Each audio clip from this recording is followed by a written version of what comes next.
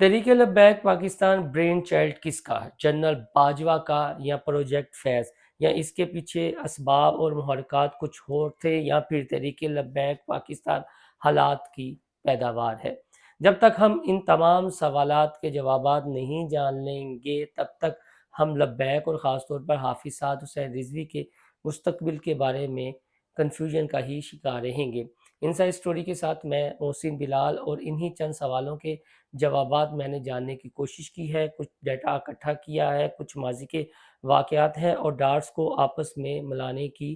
कोशिश की है, ताकि पिक्चर आने वाले दिनों की क्लियर हो जाए और जो अबहम आपके ज़हन में है वही दूर हो जाए, क्योंकि लब्बैक के जो कारकुनान हैं उनके ज़हनों में भी बहुत ज़्यादा कन्फ्यूजन है। कुछ मामले में वो क्लियर है और कुछ मामले में क्लियर नहीं है, और सियासी जमातें अपनी-अपनी पॉइंट स्कोरिंग कर रही हैं। तो बात शुरू होती है 2015 से, और निश्तर पार्क कराची है, वहाँ पर अल्लामा खादिम हुसैन रिज़वी टीएलपी की बुनियाद रखते हैं। उसके बाद आता है 2016, फरवरी का महीना है, और नवाज शरीफ वज़ीर आज़म है, और मुमताज़ हुसैन कादरी को फांसी दे दी जाती है साबिक गवर्नर पंजाब सलमान तसीर के कत्ल में। उसके बाद आता है मई 2016, और रखी जाती है इलेक्शन कमीशन में इसकी बुनियाद, और बाकायदा दरख्वास्त दे दी जाती है। और फिर आता है 29 नवंबर 2016, जनरल रहील शरीफ की एक्सटेंशन नहीं होती और जनरल बाजवा को आर्मी चीफ बना दिया जाता है। लेकिन उन दिनों के अगर वाक़यात देखें तो पनामा भी आ चुका होता है। वो जो नवाज शरीफ की हुकूमत बज़ाहिर लग रहा था कि स्टेबल है, लेकिन अब ट्रपल होना आहिस्ता आहिस्ता शुरू हो जाती है। सियासी माहिरीन उस वक्त ये कहते हैं कि ये जो कुछ मुल्क में हो रहा है वो जनरल रहील शरीफ की एक्सटेंशन की वजह से है। तो यहाँ पर एक नुक्ता लाजमी समझिएगा कि अभी तक जनरल बाजवा आर्मी चीफ नहीं बने थे, और उस वक्त टीएलपी की बुनियाद बाकायदा तौर पर रख दी गई थी। लेकिन जब जनरल बाजवा आर्मी चीफ बन जाते हैं तो फिर आता है साल 2017, और महीना है जुलाई का, और उस वक्त कर दिए जाते हैं पनामा लीक्स के मुकदमे में नवाज शरीफ नाअहल, यानी वो वजारत उज़्मा की कुर्सी से हट जाते हैं, उनकी जगह शाहिदा खान अब्बासी आ जाते हैं। उस वक्त तहरीक लब्बैक बाकायदा तौर पर रजिस्टर्ड नहीं होती, बल्कि तहरीक लब्बैक या रसूलुल्लाह के नाम से ये पार्टी रजिस्टर्ड होती है, लेकिन इलेक्शन कमीशन बाकायदा इस पर सवालात उठाता है। तो और फिर खादिम हुसैन रिजवी अपने कुछ साथियों के साथ मुशावरत के बाद इसको सियासी विंग बना देते हैं लब्बैक या रसूल अल्लाह का। और यहाँ पर भी याद रखें कि लब्बैक या रसूल अल्लाह से ये अभी अलग नहीं हुई थी, यानी तहरीक लब्बैक पाकिस्तान ने तहरीक लब्बैक या रसूलुल्लाह से अभी रास्ते जुदा नहीं किए थे 2017 तक। तो पहली बार एंट्री करती है तहरीक लब्बैक पाकिस्तान या तहरीक लब्बैक या रसूलुल्लाह, उनका उम्मीदवार, और वो होता है ज़िमनी इंतखाब NA 120 का, जिसमें बेगम कुलसूम नवाज़ मरहुआ नवाज शरीफ की नशिस्त पर इलेक्शन लड़ती हैं और मरियम नवाज इसकी भरपूर कंपेन करती हैं। तो पहली बार लब्बैक या रसूलुल्लाह के नारे के नाम से ये पॉलिटिकल पार्टी वजूद में आती है, इलेक्शन कंडक्ट करती है, लेकिन बेगम कुलसूम नवाज ये इलेक्शन जीत जाती हैं। उसके बाद आ जाता है फैज़ाबाद धरना, उसके बाद बन जाती है इमरान खान की हुकूमत। उसके बाद इमरान खान की हुकूमत में भी ये बाकायदा तौर पर धरने देते हैं। और एक बात यहाँ पर याद रखें कि खादिम रिजवी साहब के ट्विटर अकाउंट को इमरान खान की हुकूमत में मुअत्तल करवाया गया था, और उस वक्त DG ISPR थे लेफ्टिनेंट जनरल आसिफ गफूर, जो अब रिटायर हो चुके हैं, और आज तक ये अकाउंट बहाल नहीं हुआ। अब जनरल बाजवा ने एक जो बात की, जो ओरिया मकबूल जान साहब ने लिखी, कि जब इन्होंने प्रोटेस्ट करना था, हाफिज साहब हुसैन रिजवी गिरफ्तार थे, उनकी रिहाई के लिए तो बार बार मुझे कहा गया। जनरल बाजवा ने मुझे फ़ोन किया और ये कहा कि वज़ीराबाद के मकाम पर राना सनाउल्लाह ने 200 अफराद अपने शामिल कर दिए हैं, जो मेरे ऊपर ये कादियानी होने का नारा लगवाएंगे और मेरे ऊपर प्रेशर आएगा। लेकिन इस पर आने से पहले मैं थोड़ा सा आपको फिर पीछे ले जाता हूँ 2016 में, कि जनरल बाजवा ने अभी आर्मी चीफ बनना था, यानी उनके नाम की चहमगोइयाँ होना शुरू हो गई थीं, और बाकायदा तौर पर पसे पर्दा उनके लिए कंपेन भी जारी थी। अब बाद में ख्वाजा आसिफ हों, अरफान सदीकी साहब हों, फवाद हसन फवाद साहब हों, ये फिर बिल्ली थैले से उन्होंने बाहर निकाल दी। तो मरकज़ी जमीयत अहले हदीस पाकिस्तान के जो सरबराह से प्रोफेसर साजिद मीर साहब, انہوں نے ایک بیان دیا تھا کہ ہم کسی ایسے شخص کو پاکستان کا آرمی چیف نہیں بننے دیں گے یا منظور نہیں کریں گے جس کا بیک گراؤنڈ قادیانی ہو، یعنی قادیانی تانے بانے جٹے ہوں۔ تو اس پر خواجہ آصف صاحب بڑے متحرک ہوئے تھے اور بعد میں یہ سٹیٹمنٹ واپس لے لی گئی تھی اور گارنٹیاں دی گئی تھی کہ جنرل باجوہ جو ہے وہ قادیانی نہیں ہے، ہاں ان کے جو رشتہ دار ہیں ان کا تعلق ضرور ہے، اور پھر کچھ علماء دین نے اس پر گواہیاں بھی دی تھی، جس میں وہ گکھر منڈی والے مدرسے والے مولانا زاہد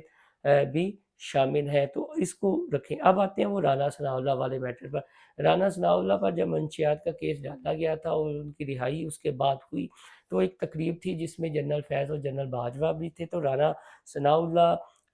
کچھ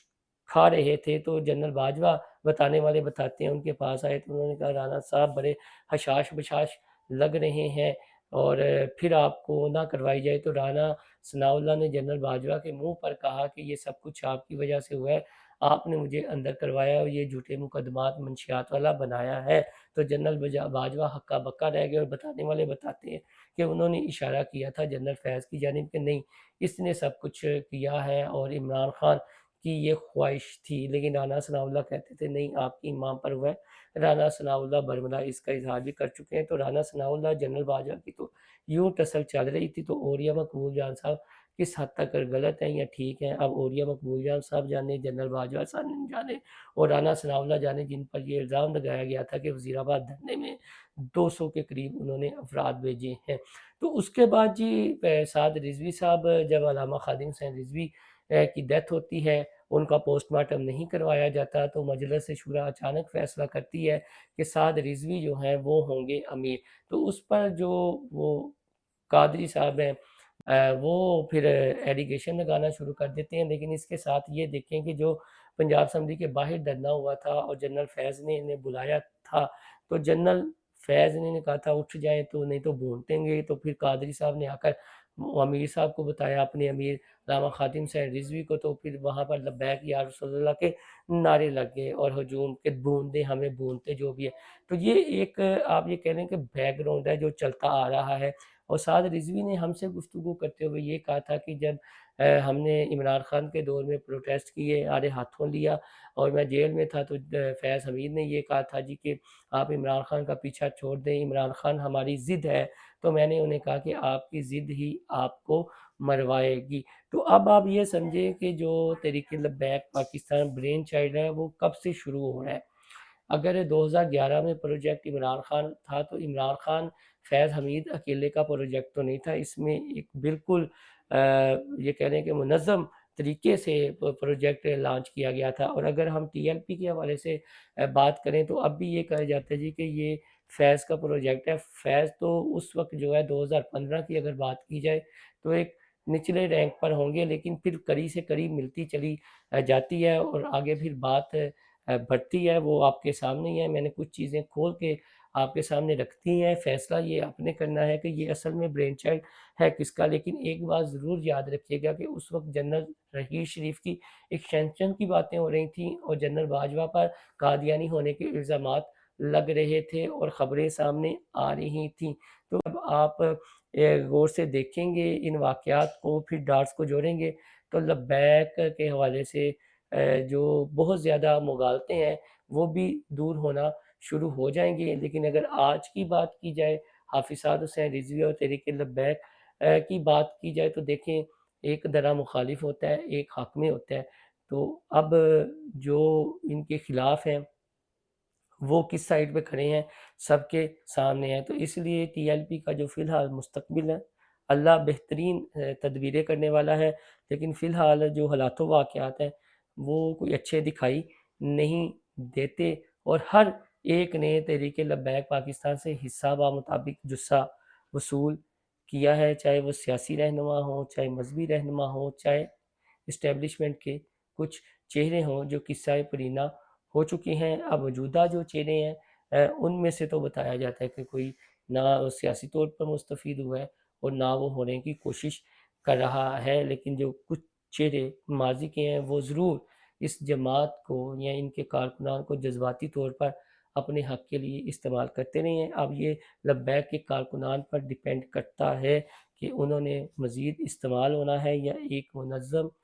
جماعت بننا ہے، یہ فیصلہ ان پر ہے۔ باقی جو حافظ سعد حسین رضوی کے حوالے سے ڈیٹیل آئے گی وہ میں آپ تک شیئر کر دوں گا۔ فی الحال اتنا ہی، اپنا فیڈ بیک ضرور دیجیے گا۔ اللہ حافظ۔